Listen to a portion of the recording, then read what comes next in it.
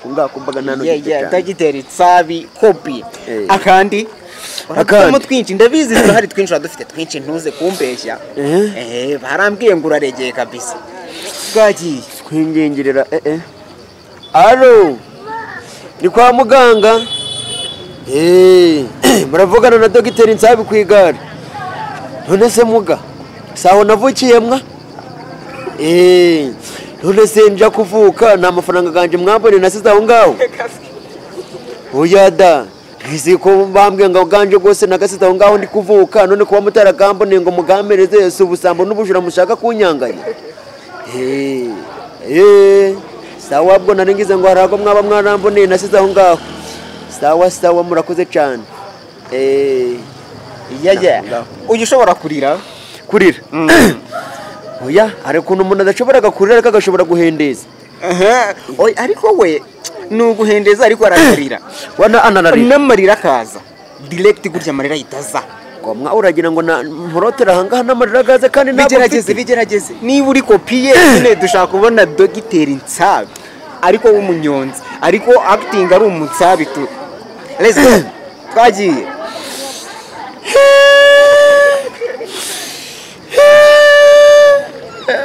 dize je nundize ayeye nundize ye nundize ayeye kukurize narira none nkushaka ko ako kantu gakora nurangiza kuririmba ujiza aho ngako kukurize narira uhita ukubitaho ka kantu ko kurira nyine ka Dogiteri Nsabi sari kubyumva twagiye gatangire nta kibazo nguziko kugusezera bingora gusa muri uyu mwanya bibaye ngombwa kuko babaza sinashobora ico ngusaba ni kimwe no kwihangana nundize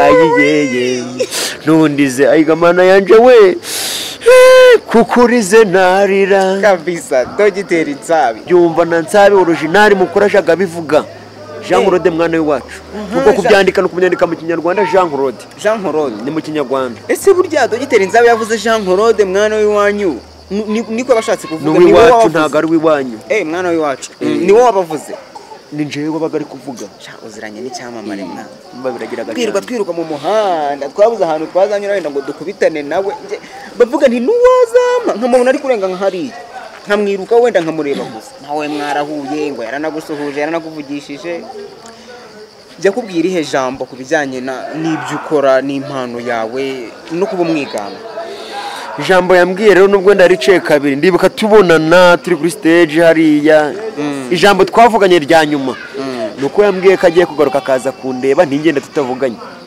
yaragarutse ntabwo yagarutse yagiye saranyisheje ati ndaje ntuje kure ndaje tuvugane ariko yagiye buriya birashoboka ko wasanga amasaha agaramufashe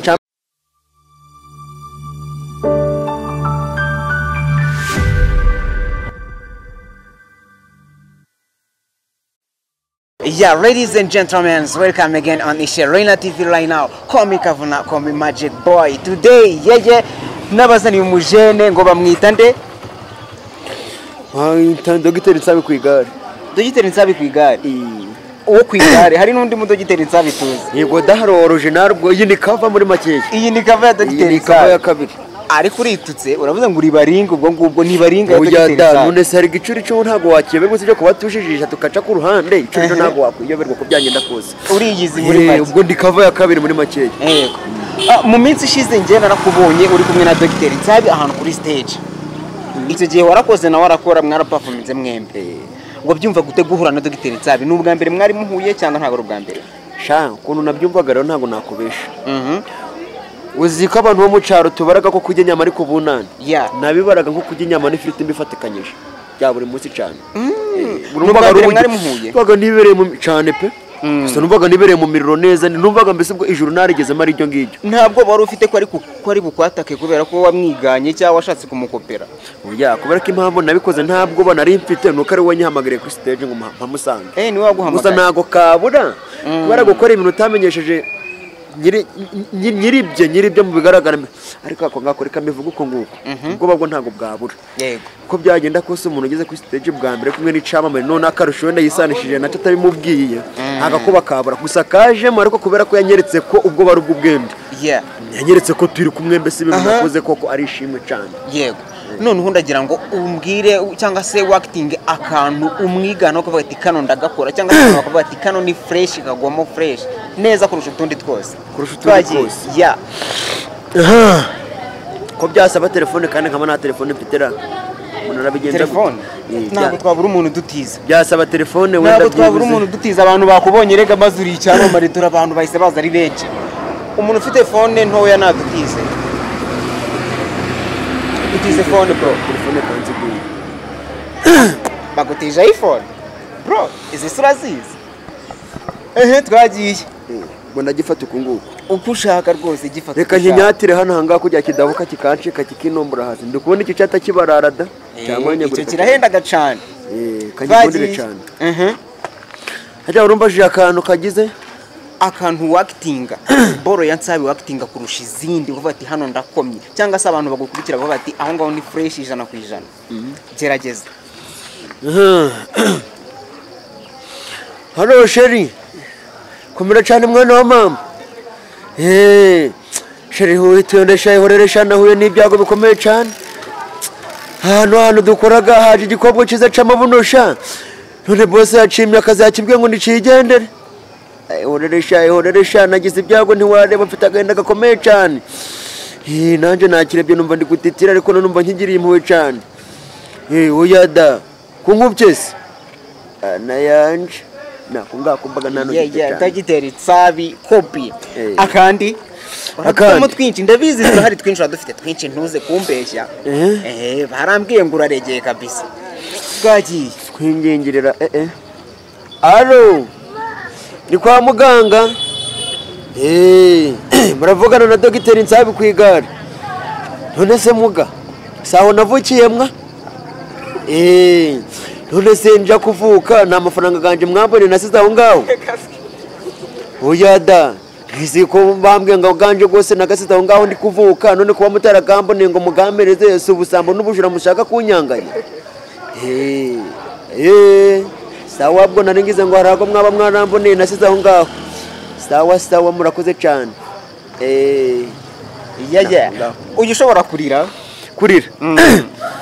oya hari ukuntu umuntu adashoboraga kurira ariko agashobora guhendeza ariko we ni uguhendeza ariko arakarira n'amarira akaza direct gutya amarira yitaza mwa uragira ngo mporotera ahangaha n'amarira agaze kandi bigerageze niba uri kopiye nyine dushaka kubona dogiteri nsabi ariko w'umunyonzi ariko acting ari umunsabi tu let's go twagiye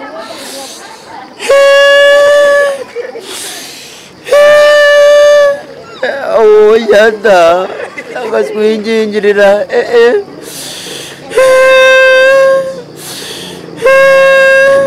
ariko ko mwana ugende zinagiye imana mwaje muragira ibintu nk'ibi ngibi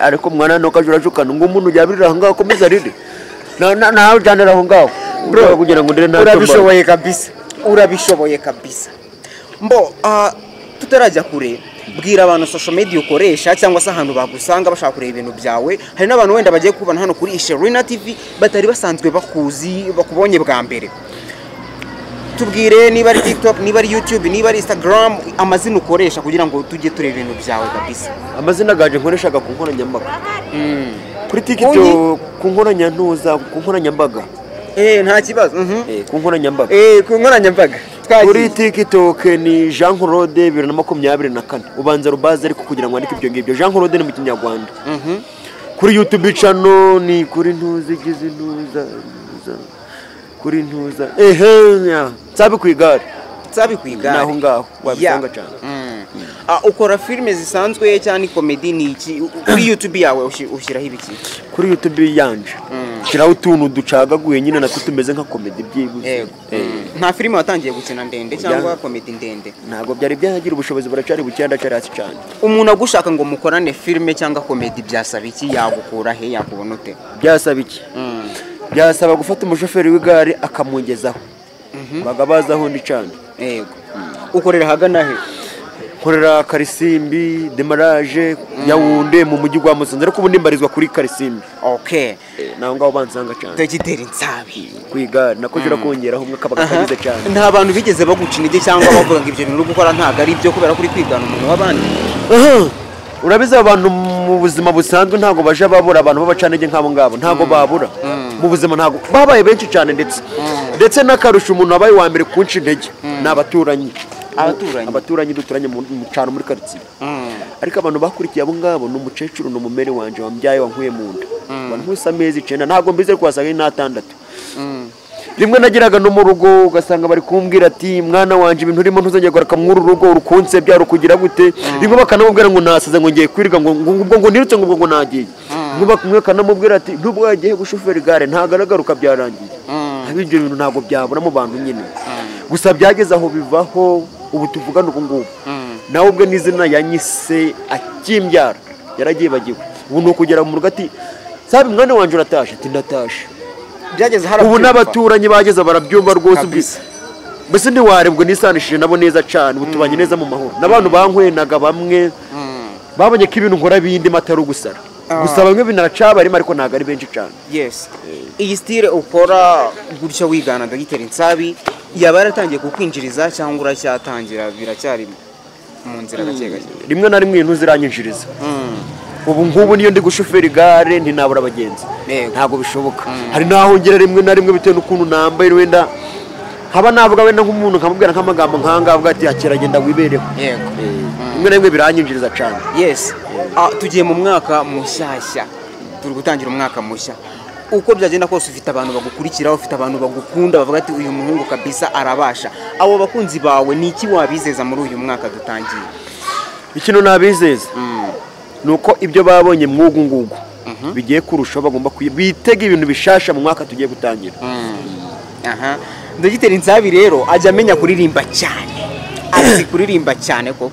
Ese nawe ujye bimenya uzi kuririmba? Kuririmba umuntu aragiraga akagerageza cyane nawe nubwo wenda batari cyane ariko umuntu yagerageza yakagira na. Dutema akaririmbo ka Bruce Melody wenda kamwe. Ka Bruce Melody. Bruce tureberamo cyangwa undi muhanzi wumva waza hafi ariko njye ubwo nari nkusabye ka Bruce Melody. Nguziko kugusezera bingora gusa muri uyu mwanya bibaye ngombwa kuko babaza sinashobora ico ngusaba ni kimwe no kwihangana nundize nundize ayeye nundize nundize ayeye kukurize narira. None nkushaka ko ako kantu gakora nurangiza kuririmba ujiza aho ngako kukurize narira uhita ukubitaho ka kantu ko kurira nyine ka Dogiteri Nsabi. Sari kubyumva? Twagiye. Gatangire nta kibazo. Nguziko kugusezera bingora gusa muri uyu mwanya bibaye ngombwa kuko babaza sinashobora ico ngusaba ni kimwe no kwihangana nundize ayiyeye nundize ayigamana yanje we kukurize narira kabisa. Dogiteri Nsabi nako ngabo ngo ni Jean Claude nshaka nko kubyandika kugira ngo nkubone nabigenza gute ko nje biri kuncanga. Uzabyumva na Nsabi original mukorashaga bivuga Jean Claude mwana wacu kuko kubyandika no kubyandika mu Kinyarwanda Jean Claude ni mu Kinyarwanda. Ese burya Dogiteri Nsabi yavuze Jean Claude mwana w'iwanyu niko bashatse kuvuga ni wacu ntago ari w'iwanyu. Mwana w'iwacu ni wowe wabavuze. Ni njewe wabaga ari kuvuga uziranye n'icyamamare mba biragiraga twiruka mu muhanda twabuze ahantu twazanyura wenda ngo dukubitane nawe bavuga nti nuwazama nkamubona ari kurenga nkahari nkamwiruka wenda nkamureba gusa nawe mwarahuye ngo yaranagusuhuje yaranakuvugishije. Jya kubwira ihe jambo kubijyanye n'ibyo ukora n'impano yawe no kuba umwigana. Ijambo yambwiye rero nubwo ndaricaye kabiri ndibuka tubonana turi kuri stage hariya. Ijambo twavuganye rya nyuma nuko yambwiye ko agiye kugaruka akaza kundeba ntingende tutavuganye. Yaragarutse? Ntabwo yagarutse yagiye. Saranyisheje ati ndaje ntuje kure ndaje tuvugane ariko yagiye buriya birashoboka ko wasanga amasaha agaramufashe cyangwa akaba byaragenze ukundi kuntu ntabwo naca urubanza ngo wenda yarankwepye yarancerembye nuko byagenze wasanga n'indi mpamvu yahabonetse itunguranye yatumye agenda atambwiye icyo yaragiye kumbwira ariko natekereje igihe kiracahari. turi kugana ku musozo rero ndagira ngo usuhuze abantu batanu b'akamaro bafite akamaro kanini mu buzima bwawe, abantu batanu b'ingenzi mu buzima bwawe. B'ingenzi? Abantu b'ingenzi nka batanu harimo mama wanje, harimo abakuru banje, harimo inshuti z'umuryango. Buretse kunyiba ibyo muryango mbyihorera. Bakuru bawe ni bangahe? Bakuru banje ubwo ni babiri nanje ndimo ndo wa kabiri. Oya ni batatu ubwo nanje ndo wa gatatu. Bakuru bawe ni batatu. Nanje ndimo ariko inshuti z'umuryango si kugiye gusuza abantu benshi barenga 40 kandi nakubwiye batanu gusa. Inshuti z'umuryango mvuze se ko yumbaza ngo nizihe? Twagiye inshuti z'umuryango navugaga rero nizi ngizi. Ni umuntu duturanye iyo umuriro gwashije cyangwa ikibiriti cyashije tuja kurahurayo.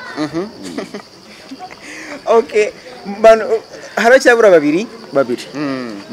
Yego udusangiraga ikigage. Unywa ikigage? Oya da ndagiraga cyane. Ni ibibazo. Tanga iPhone y'abandi abazi mari zanyu akiri mari yawe we n'ubundi agatizanya ntokamaraga ngo imbeho. Ni ibibazo mu bantu washuje ntabwo numvishe musheri wawe ariko sheri wanje nashirengiraga abashira mwana b'imise baremuka gacane ndabatinyaga cyane n'ibindi. Hari waguye mukiye? Oya da bihoreremwe aho yingingo wayivahora ibyo bangureka atari ibyina bagukoreye ikizo ariko ibaze mwana umuntu ngana nanje ndateretaga barajana ngatereta barajana ubwo naje nese mbinyuriramo ndavuga ati rero ahubwo je ndatereta barajana naje ngiye kuja ndibera hangaha baje barandeta nanje ndagenda bantereta nanje ngenda bazajya bagutereta uhita wita nanje ngenda none ko je batetaga barajana nanje bajaca barandeta ndahita ngenda ubwo nibe ariko nta numwe wari waza bose baracabitekerezaho. Aha rero turi ni kuri Isherina TV. Ndagira ngo ugire ijambo ubwira abakunzi ba Isherina TV tunasoza. Ijambo nababwira rero barakoze cyane kunyakira ntabwo natekerezaga ko nahura nabo. Ni byiza cyane kuba duhuye ikintu nababwira kuri channel ya Isherina TV hari ibintu byiza cyane. Dore nanje nahakandagiye nahageze. Yego kiza kiriho nuko mwareba cyane rwose mukaja munaragira ariko nanje munyibuke gusa nabashimira bakoze cyane kunyakira muri kiganiro. Ndagushimiye tuzongere duhuze n'ubutani tugukenera tuzakubone. Sawa murakoze cyane. Jean Claude amahoro cecere tugende twari tugiye. Ciao.